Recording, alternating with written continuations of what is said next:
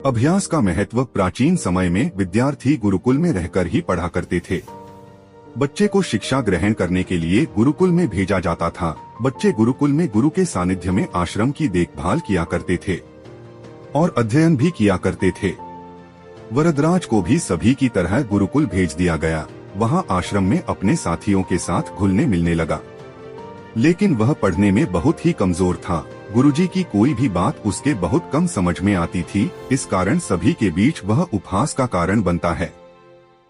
उसके सारे साथी अगली कक्षा में चले गए, लेकिन वो आगे नहीं बढ़ पाया। गुरुजी जी ने भी आखिर हार मानकर उसे बोला, बेटा वरदराज, मैंने सारे प्रयास करके देख लिए हैं। अब यही उचित होगा कि तुम यहाँ अपना समय बर्बाद मत करो। अपने घर चले जाओ और घर वालों की काम में मदद करो। वरदराज ने भी सोचा कि शायद विद्या मेरी किस्मत में नहीं है और भारी मन से गुरुकुल से घर के लिए निकल गया। दोपहर का समय था।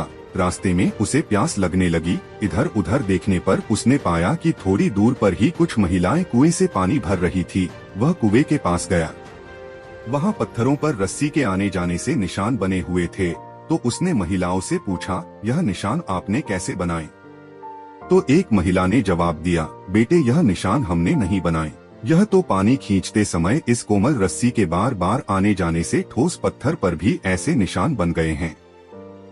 वरदराज सोच में पड़ गया। उसने विचार किया कि जब एक कोमल से रस्सी के बार बार आने जाने से एक ठोस पत्थर पर गहरे निशान बन सकते हैं, तो निरंतर अभ्यास से मैं विद्या ग्रहण क्यों नहीं कर सकता।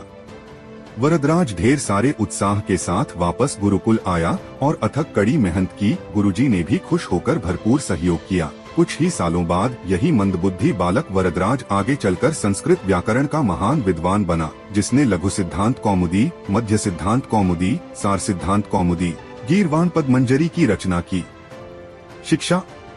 दोस्तों, अभ्यास की शक्ति का तो कहना ही क्या है। यह आपके हर सपने को पूरा करेगी। अभ्यास बहुत जरूरी है, चाहे वो खेल में हो या पढ़ाई में या किसी और चीज में। बिना अभ्यास के आप सफल नहीं हो सकते हो। अगर आप बिना अभ्यास के केवल किस्मत के भरोसे बैठे रहोगे, तो आखिर में आपको पछतावे के सिवा और कुछ हाथ नहीं लगेगा। इसलिए अभ्यास के साथ धैर्य, परिश्रम और लगन रखकर आप अपनी मंजिल को पाने के लिए जुट जाएं।